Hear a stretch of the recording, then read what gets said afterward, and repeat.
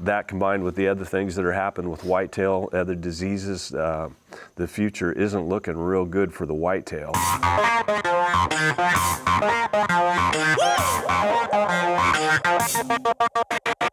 And I had my spear ready, my heart was pounding, but he was gonna walk by me at 3 yards. Yeah. And then I feel like I'm gonna throw up afterwards, and I'm like, I'm gonna get sick. Yeah. And you're like, shut up. I heard one of them yell, hey, hey. They thought he was gonna kill me, you know?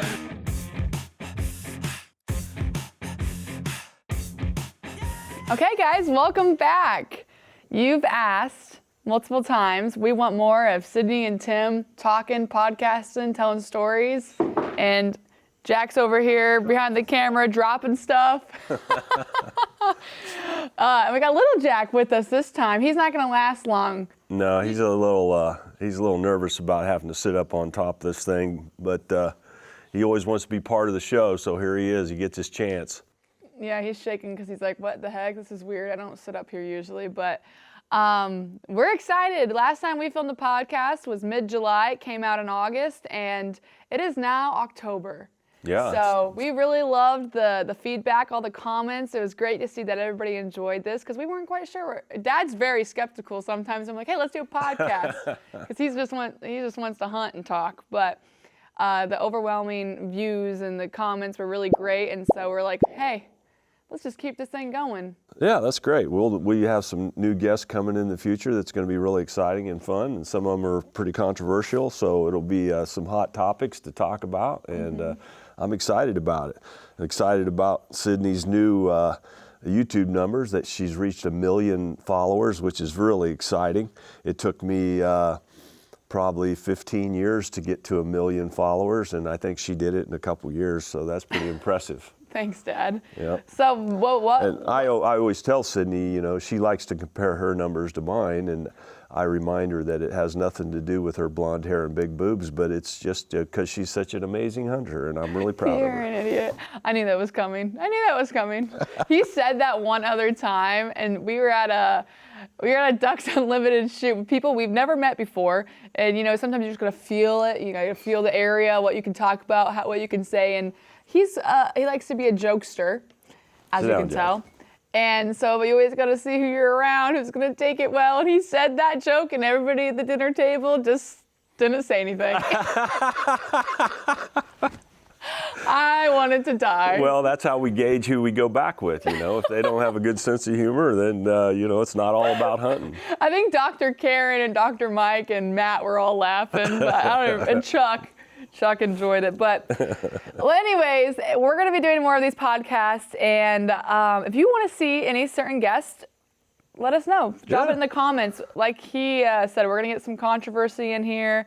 We're going to talk about all things outdoors. Ducks and deer and maybe a little politics. Who knows? You know, we'll talk about everything. Yeah, whatever you want to hear, we'll talk about it. We're kind of an open book. He more so than I, but we'll do that. So we're back at the farm. We got little Jack in front of us, which we love so much. He's our pride and joy. Yeah. Jack did a good job the other night. Sydnie shot the first deer of the season, made a beautiful shot on a doe, but she didn't go track it because she wanted to let Jack have the honors. And man, that was fantastic. Jack got some good video of little Jack here doing the track job in the dark, and man, he found that doe right off.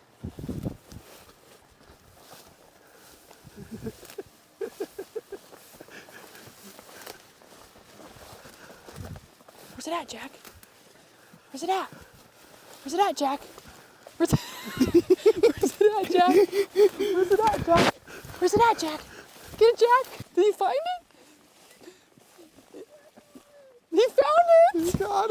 Oh my gosh! Good boy, Jack! Good boy, buddy! Good boy! Good boy! He did, and I think it's because the reason why he was so good at tracking, which we've always had an idea that he's a good little tracking dog, but every time we shoot a deer and we bring it back to the house, Jack's the first one. He's waiting. He's ready. We open the door. He sees that we're in camo, and he runs past us and goes to the hanger. So he's licking the blood. He has a good sense of what blood smells like. Yeah. Bring that here. Jack! So, yeah, that was really exciting. I was so proud of him. It's like when you see your dog do something special. It just makes you beam. It's like a human child, but it's a dog, and he was just tracking it and happy as could be, and then attacked it per usual. He was jumping above the soybeans, jumping, trying to see what's ahead of him. He could smell it. He knew that deer was dead. Like a coyote, you see them do that often. Coyotes will jump in a bean field, up above. They're trying to see as they pursue their prey. That's what Jack was doing. It's instinctive for him. Yeah, so first deer off the Wells farm has hit the dirt, a nice big doe, a fatty doe, so that's exciting. We cleaned her up, have plenty of meat now not plenty, but we got some meat that's probably gonna be eaten fast. But also, talking about deer on our farm, unfortunately, Illinois has been hit with EHD again. And on one of our new farms that we were very excited about, finding dead deer. Yep. And that's pretty because bad. Starts with vultures in the sky, and then sometimes you can smell them, but we found them laying along the creeks, and it's EHD, which is a chronic issue now throughout the country. Yeah. It seems like it's just getting worse every year, and no one has an answer for it. So EHD is epizootic. I could say that wrong, but it's EPIZOOTIC, hemorrhagic disease, and that is caused by drought. Often confused with blue tongue and CWD. Yeah, so it's caused by drought where there's little flies, essentially. Which I tend to disagree that it's caused by drought, which is all the experts say it's drought, but we've experienced EHD here during wet seasons as well. So, that's, I think you got to be careful in the outdoor industry as well as anywhere. We've seen it in politics, and we've seen it with the media. One person says this is factual, I don't care if it's something to do with getting inoculated or what it might be. People have a tendency just to go with it and believe it's fact. But with the EHD, I believe that there's more to the story, and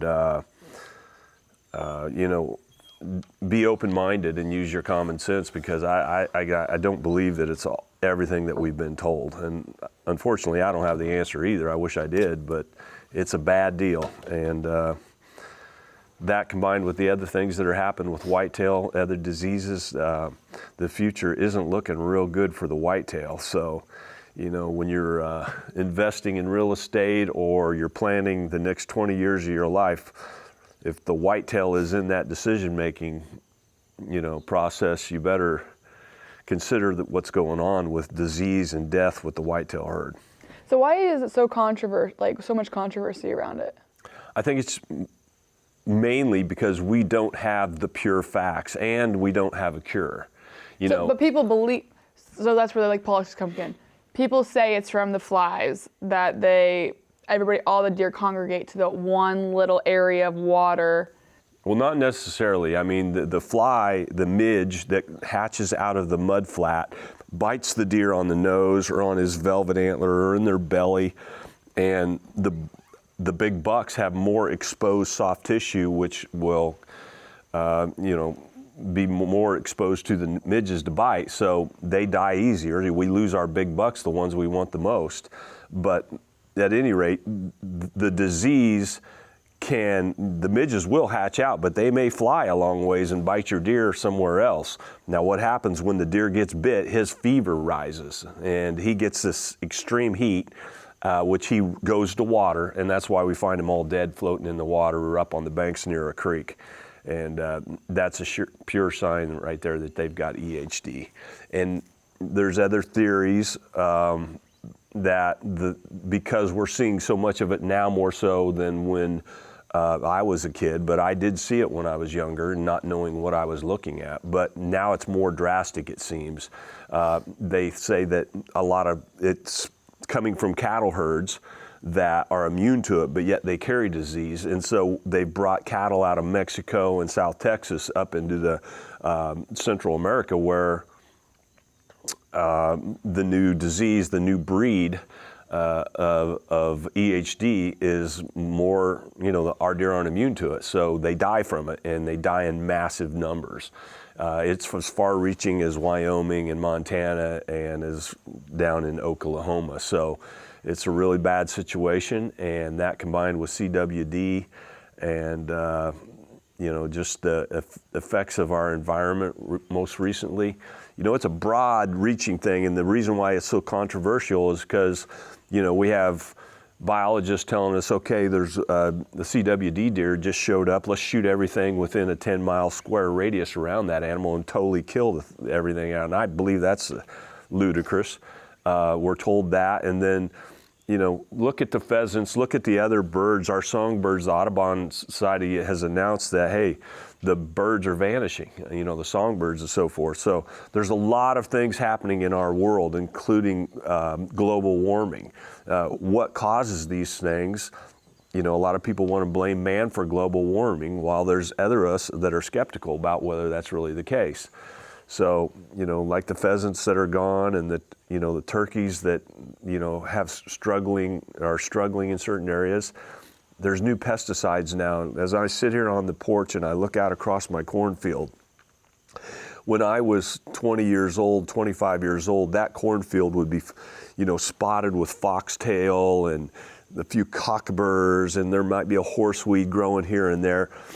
Now, when you look out across that cornfield, it is just vacant of all weeds. There's no weeds. There's nothing but corn rows, clean with bare dirt up against them. And there's not a bug in the place. When back in the day, you could walk through the cornfield and catch all the grasshoppers you wanted to go fishing. There's worms, and there'd be rabbits running everywhere in the corn, and all kind of little animals that lived and thrived in the corn. I actually hunted in the corn for big whitetails when I was your age.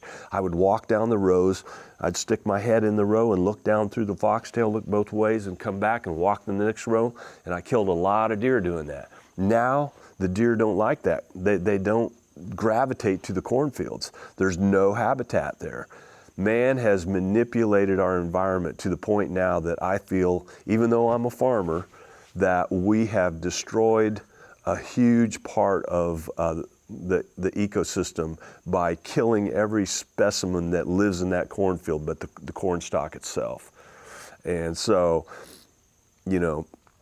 the older guys like myself are the ones that are more skeptical when we hear people say, this is what's causing EHD, this is what's CWD, and this is what you have to do. When I hear a 25-year-old kid out of college telling me, we need to shoot all the deer around this CWD case, I'm very skeptical.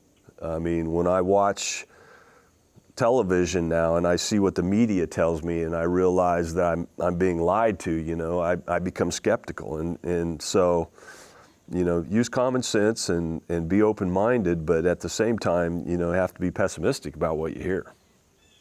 And CWD, that's the big threat according to the experts, which is coming from the north and moving in on us quickly. That could wipe out our herd if they're right, and I don't know. I have no answers for that. I need to educate myself on that a little bit. Same. Yeah. It's interesting. It's also always interesting listening to you talk. Well, one thing I've decided in the last 4 or 5 years of my life, which is kind of late in the game, but I've always did everything besides hunt whitetail. But, our passion and I've thrown, all our family wealth has gone into real estate, and it's always been about recreational real estate for whitetails. And I still, dabble in that, like as you know, and you do too now, but we have to be cautious of that. And like with our platform, like you and I, we have our fan base that enjoys watching us, hunt rabbits and squirrels, or maybe we're taking the Umarex out this afternoon and shooting a few squirrels. Maybe we're hunting bow fishing with JP's Oneida on the Amazon River. You never know where we're going to be. And so I've decided that, man, I am not going to throw all of my October, all of my November, all my December at whitetails, because I think the longevity of that species is in question. Yeah, which we've talked about for a while. I would say about 5 years, because now it's like we started to turn where our main focus is, especially in the fall and winter seasons. Now we have, and same is the case with a lot of my friends and people I know across the country, we have more deer habitat, and I have the best of the best here in Illinois, 2,000 acres where a whitetail has all the bedding area, clear cuts in the forest, a lot of acorn mass, food plots. He'll never go hungry. He can't eat all my soybeans or all my corn in the wintertime and get hungry. It don't matter how cold it gets, he'll always have the carbs he needs.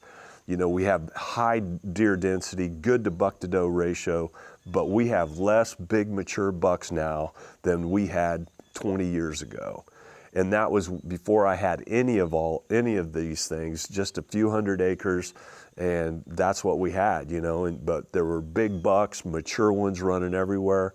That has changed. Now on 2,000 acres, we're lucky to find 3 big mature bucks that have reached 5 or 6 years old. It's because they're dying young and something's causing it. And I think it's right out there in front of me in that cornfield. There's something going on with our environment that man has created. It's sad. I still love hunting whitetails and always will, but it's sad. I really believe that we're in trouble. And the problem is nobody cares as much as the hunter. And the hunter doesn't have the financial influence over the people that build crop protection products. You know, we have, for example, as I backtrack here a little bit, there's one section of the farm that I noticed here recently where I have Roundup Ready alfalfa, and up beside that I have corn that grows up against it. And the sprayers, I told them, don't get too close to my alfalfa. And so they missed a section of the corn right against the alfalfa. And so they didn't spray it with their pesticides and herbicides right in there. It was less than a 30-foot, maybe a 50-foot area adjacent to the alfalfa. And I noticed last time I was near the cornfield looking at my trail cameras that entire section of the corn was annihilated by the deer. But they stopped eating where the spray had been on the corn. And that is a dead giveaway. That's a warning. Those animals don't want to eat that corn that's been hit with that pesticide and that heavy Roundup and other, herbicides. So when we do this to our agriculture and it gets late winter and they are starving, they're forced to go ahead and go eat that corn, even though they may not want to, but they need the carbs, so they eat it. It's like when you're hungry enough, if you're camping, or like I was in Alaska, I was eating things over the fire that, I normally won't eat at home because I'm hungry, But deer are the same way. When they're starving, they're going to eat what you feed them, even though they may not want to. So we're force feeding them whatever that crap is we're putting on that cornfield to kill bugs or to, kill other plants.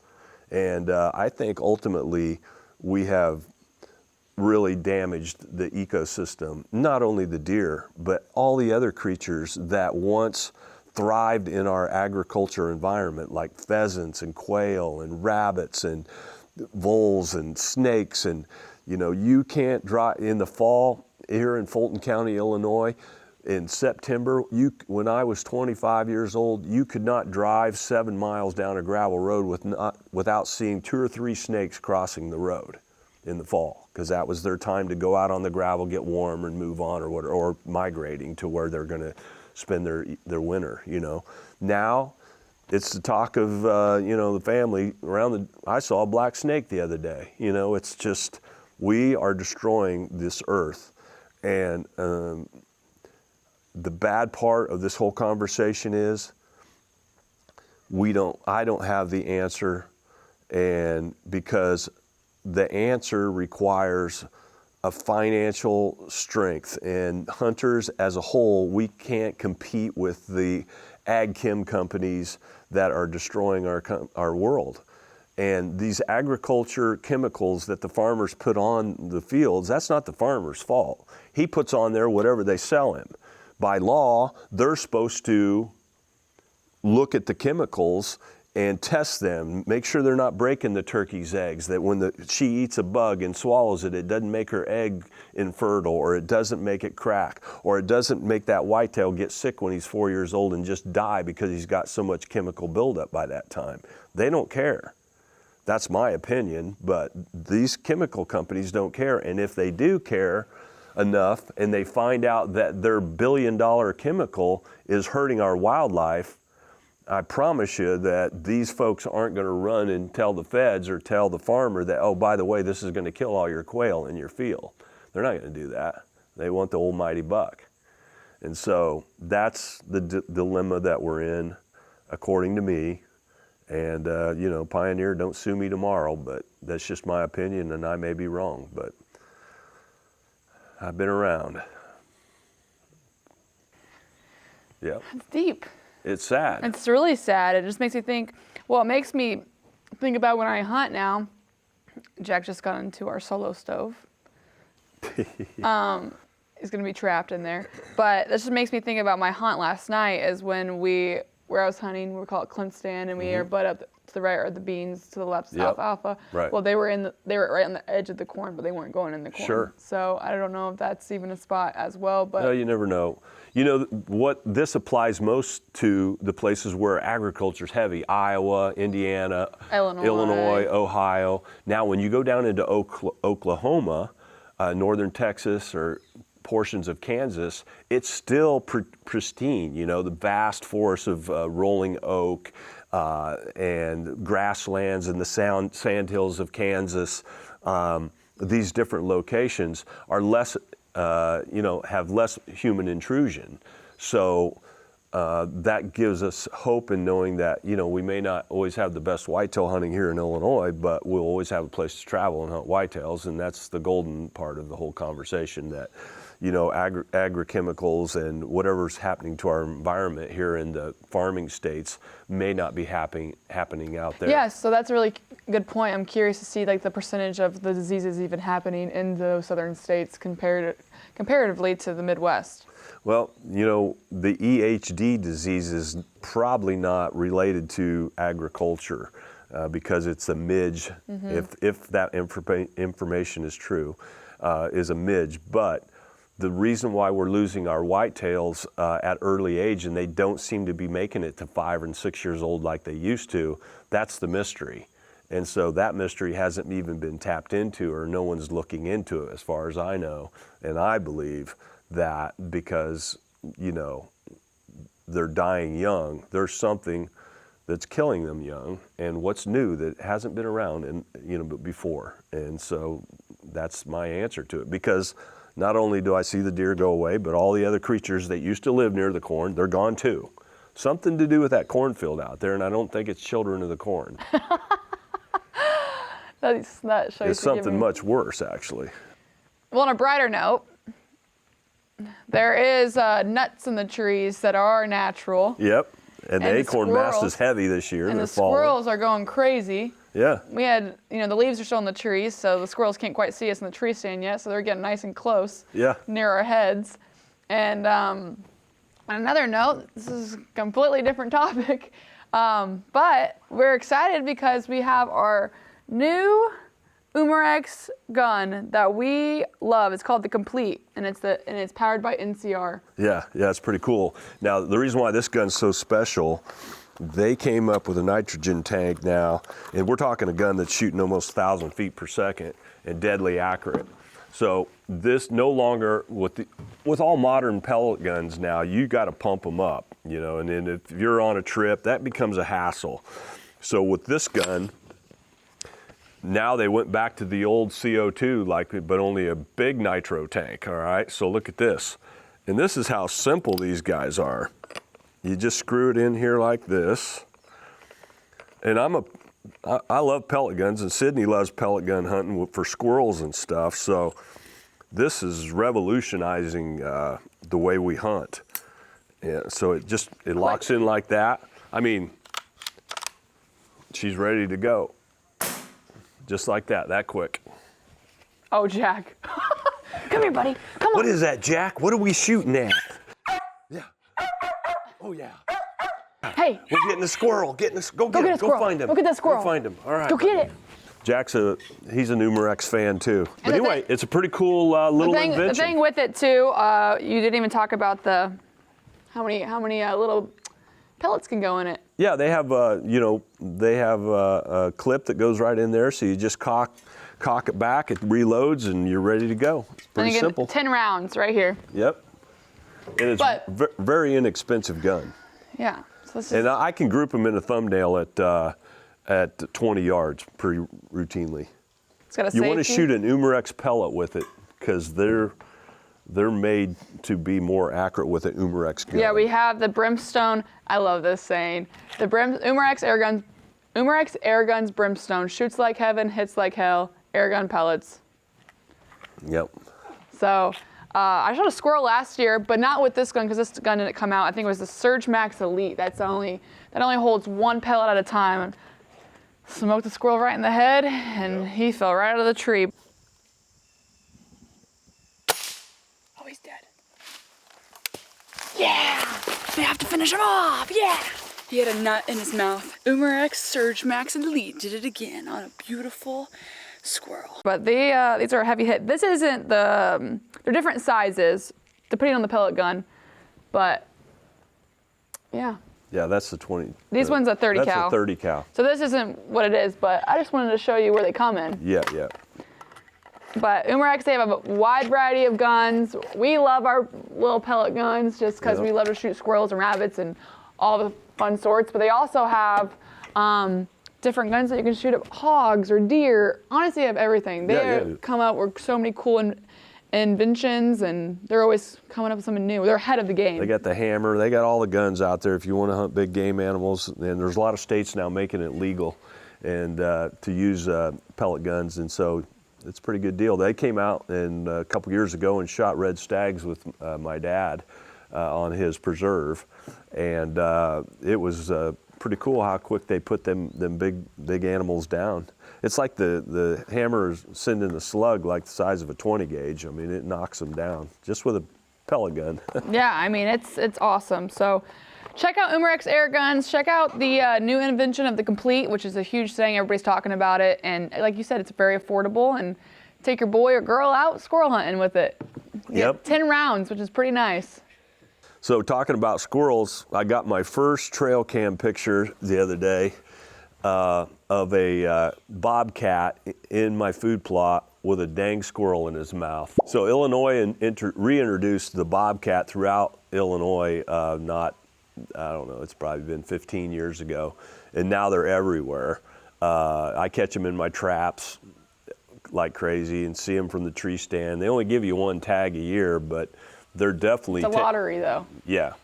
Yeah. But we've seen bobcats already this year, and there's a lot of them, so they're competing with us for our squirrels. But anyway, hopefully they open the season on them, because that's a lot of fun with the thermal and doing my calling with the Fox Pro. And we got plenty of them.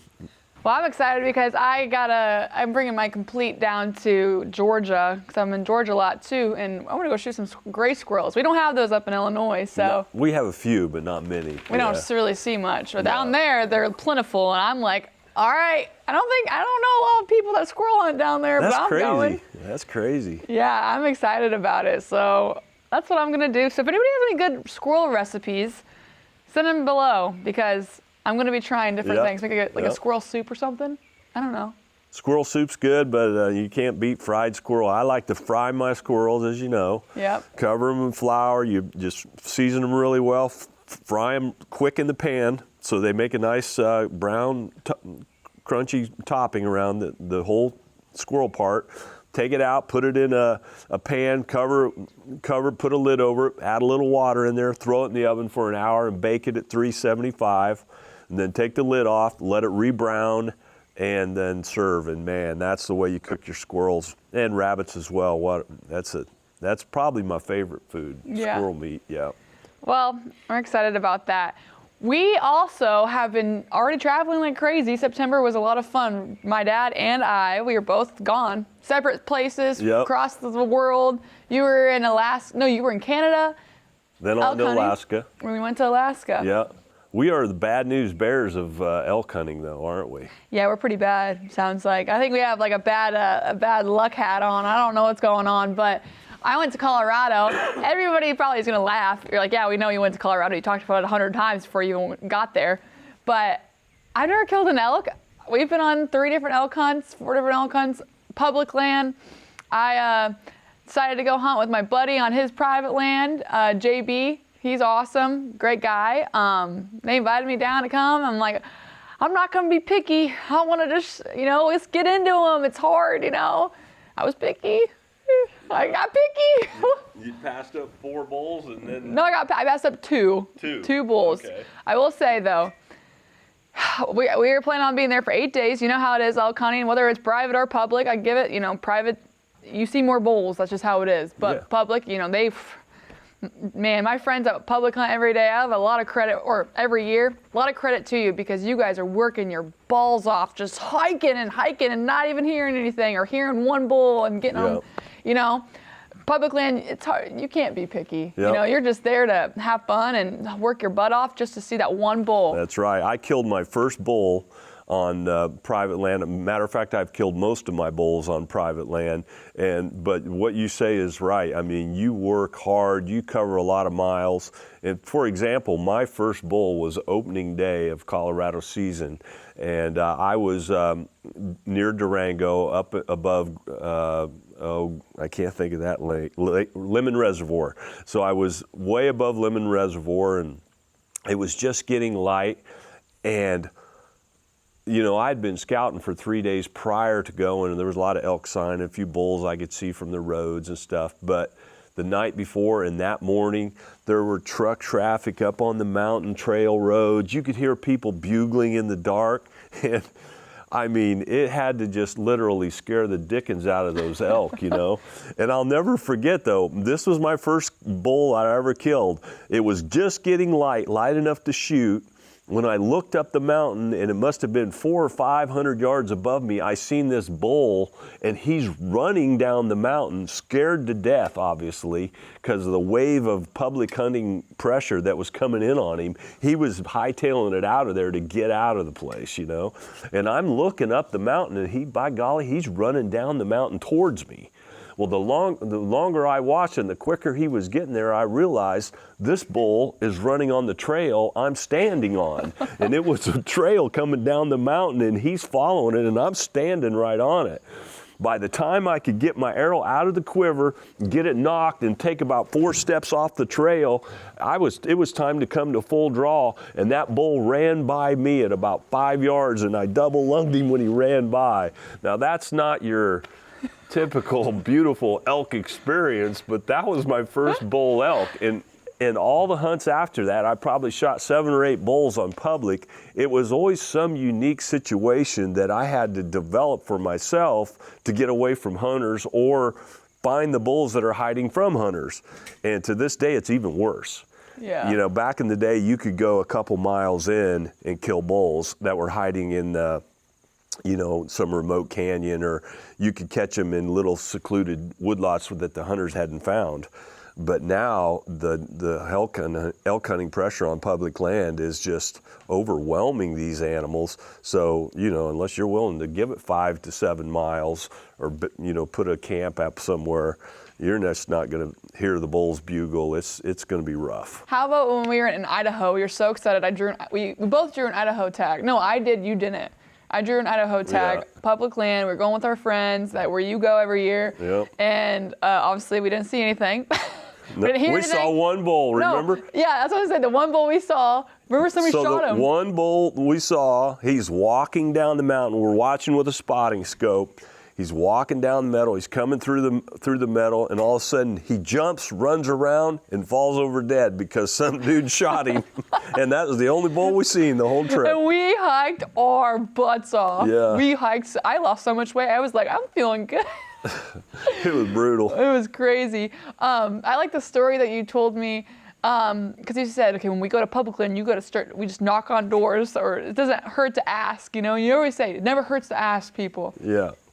Worst thing they can do is say no. But you said the story about when you were in the grocery store. Do you remember that? No. When that old lady's like, I got elk in my backyard. Oh yeah. But you're right. If you're gonna set yourself apart and you're gonna find animal, I don't care if it's whitetail or Canadian geese. Jack will attest to that.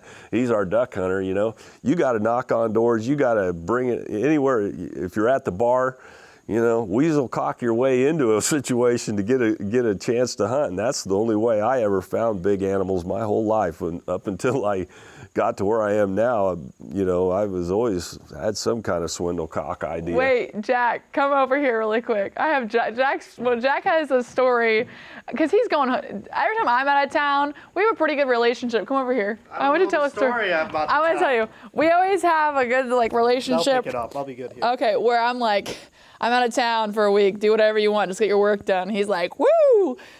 Tell a story about how you knocked on a door, you asked a lady, can we hunt your property? Oh, and you brought... my gosh, I was so mad. This is so upsetting. Make sure you're in the camera. I'm in. All right, so.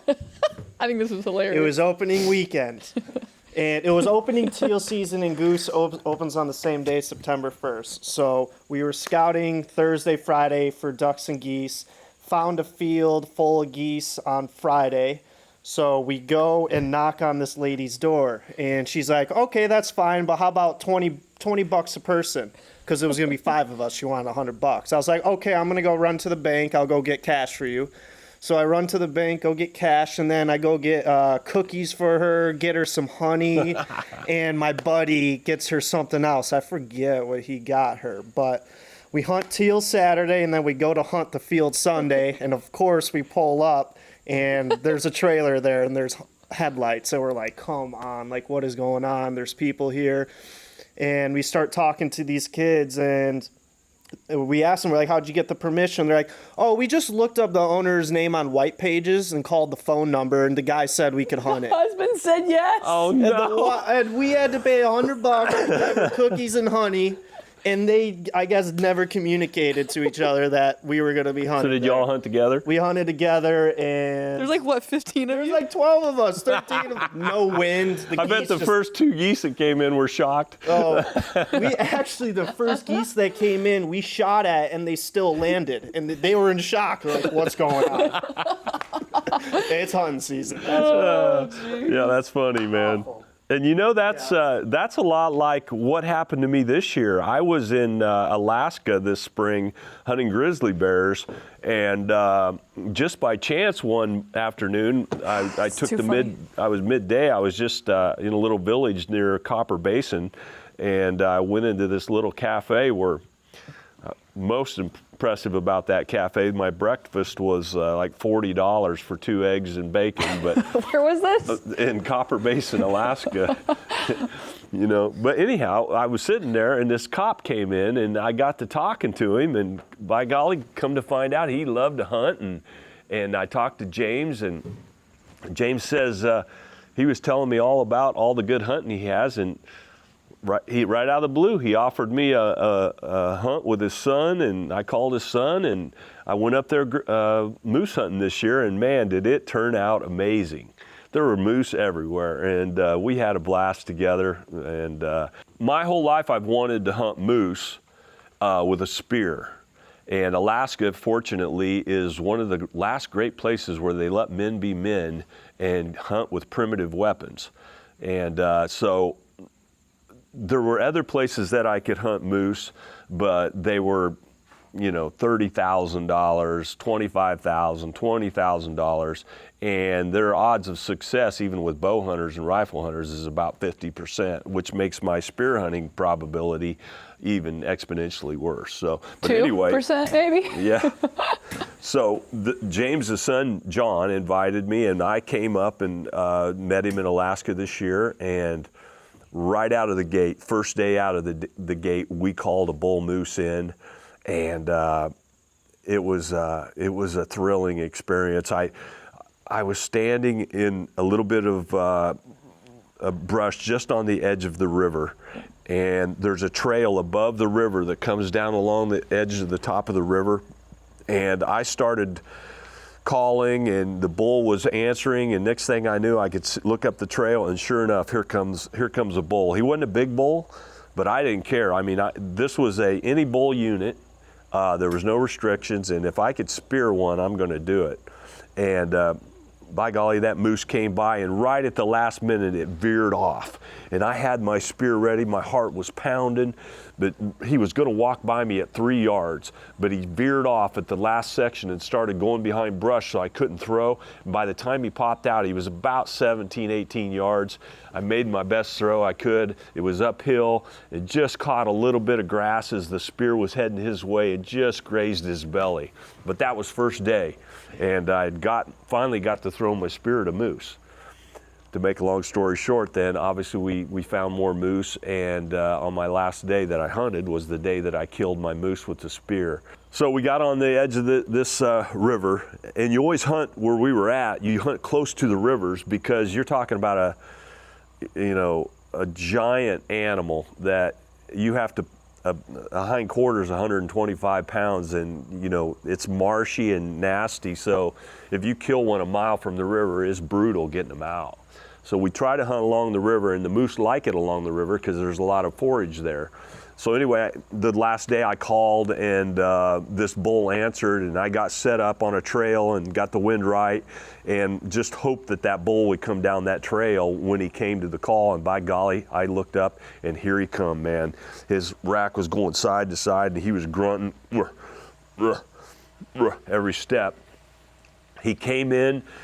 I'm behind a tree, and I got a little bit of brush right in front of my face, just enough to hide a bull. They can't see worth a darn. They're not like an elk, they just can't. They're like a pig, kind of. If you hold still and you get a little bit of cover in front of your face, they will walk right up and smell you.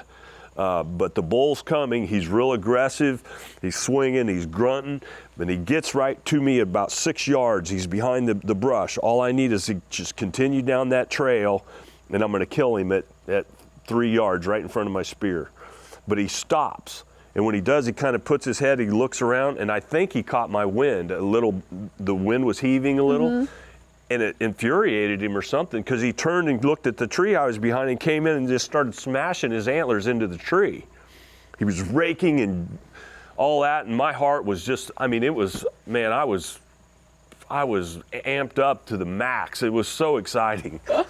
And I had my spear ready. I'm like, come on, baby, just step out. And the funny thing about this whole story, if I hadn't had a GoPro on my head, no one would ever believe this story. And I've always said that about all my hunts, is like, I have to film them, because if something dynamic happens, I learned from, as I was a kid, when I'd tell my stories, half the people didn't believe me. A lot of them call you a liar. So you wear that GoPro on your head, or you have someone film you, camera doesn't lie. Yeah. And that bull finally got done raking his antlers on that tree, and when he stepped out, I was like, finally, it's gonna happen. And I went to hammer him, and when I did, the trees right here that he had been raking on, his horns were going like this by my body.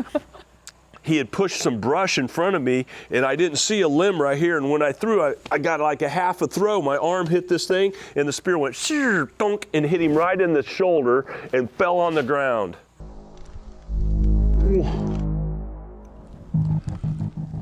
Keep coming, baby, keep coming.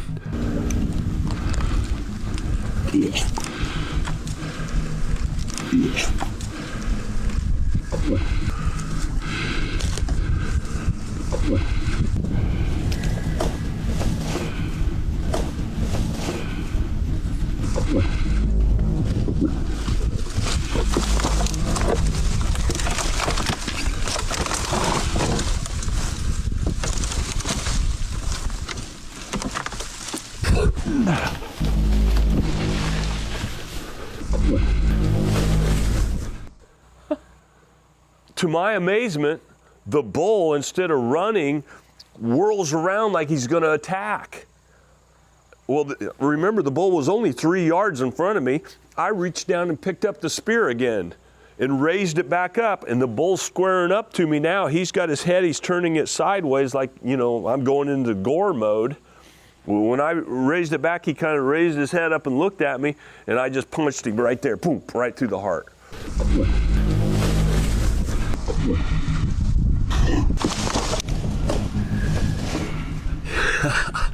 I got you, big boy. I got you.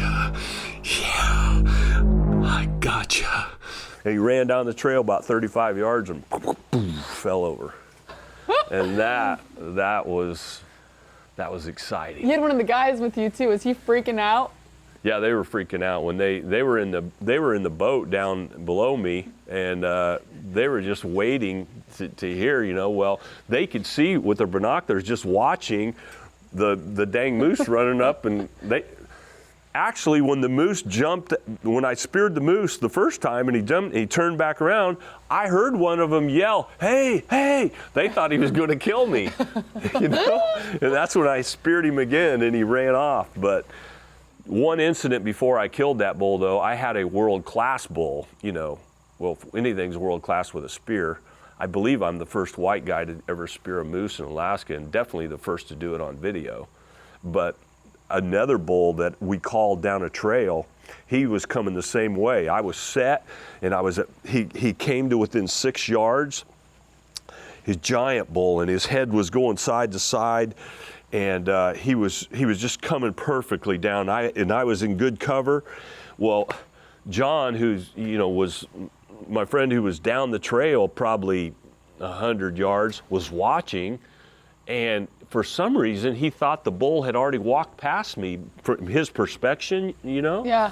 And when he seen that, he's like, "Oh shoot, it walked by him," so he whistles.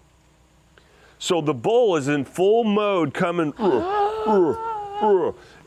He's 2 steps from walking into the open where I can not only kill the first moose ever with a spear, but kill probably a world-class moose, a giant bull with big fronts. And when that bull heard that, he went, threw his head up. He's like, that wasn't natural. It took him right out of his trance, his rutting trance. He came out of that mode. He looked around, he looked side to side, he turned around and ran down the trail. Yep. So now John has no balls because I castrated him when we got back to camp. He learned a great lesson, and I look forward to hunting with him in the future. It was too good to be true. You couldn't kill a world class for your first spear. Yeah, would have no reason to go back. You know what? I'd go back 100 times though, because I don't hunt for trophies that's not the motive. It's nice when you get one. Mm-hmm. It's like whitetail. It's fun to hunt a big trophy deer. Yeah. That's fun because they're the hardest one of all. Yeah. But if I did kill the world record moose and they don't grow any bigger, I'd go back next year, because it's not about that. It's about that moment when that moose, whether it's a spike or a cow moose or a big bull, does their thing, and they're so close I can smell their breath, and then I stick a spear in them. That's what it's about, in the same way with spearing hogs and shooting whitetails with my bow or duck hunting with my bow. It's like, it's not about I did this, I'm done. It's about, man, when a guy wins the 100-meter race and he sets the world record, that's not the last race he runs, and so that's the neat thing about hunting. Every experience is new and a new adventure, and it's always worth doing over and over and over again. Mm-hmm. Yep. The adrenaline is what the adrenaline is what you chase too. Yeah. Yeah. Which I don't necessarily love the adrenaline.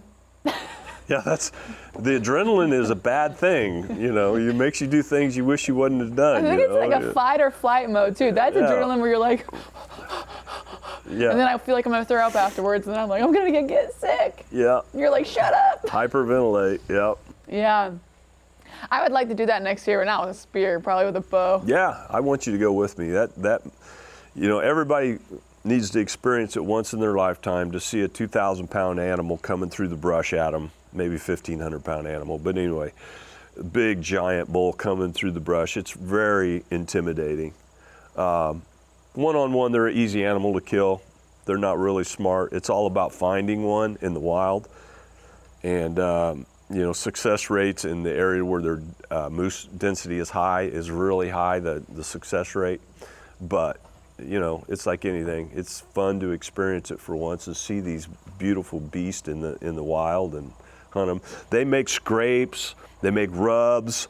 They rut a lot like whitetails do. They're all related, and you could see their sign everywhere I was hunting. It was fun.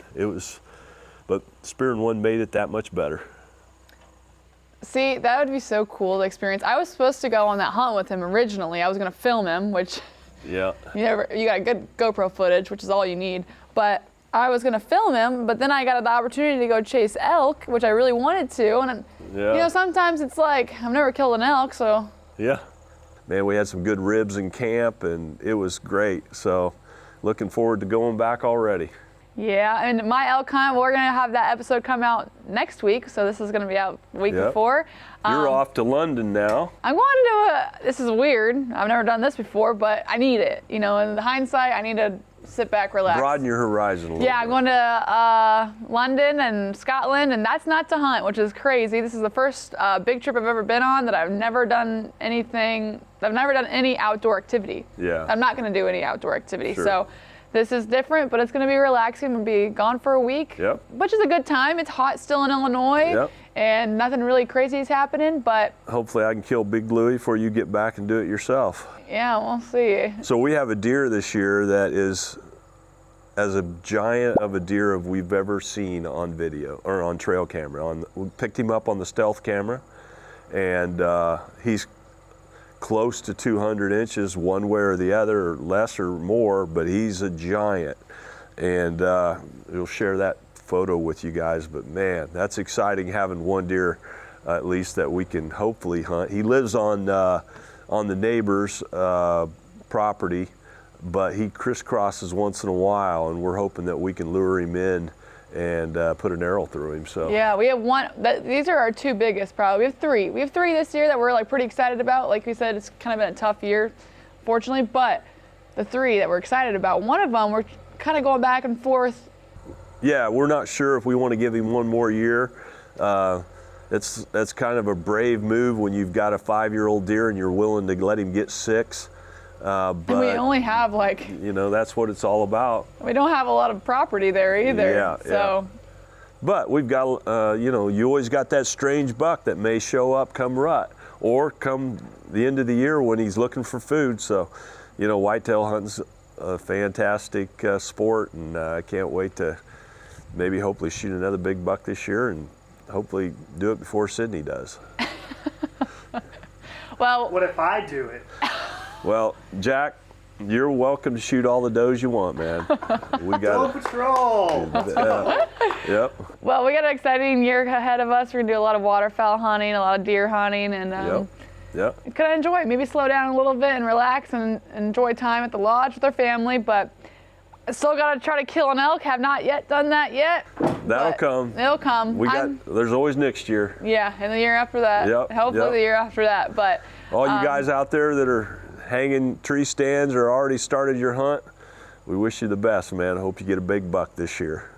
well, make sure you like, comment, subscribe. Let us know what you want to hear next time, because we're just getting started. We're very excited to keep this thing going, and this is going to be a reoccurring podcast. Yep, and this week's episode was brought to you by Umarex. We love their guns, and we don't tote about anything that's not true. And I think you'll like the gun as well. Get you an Umarex, go shoot you a squirrel, or go coon hunting with it, and they've revolutionized and made it easy. They shoot straight, and they're simple to hunt with. Try them out.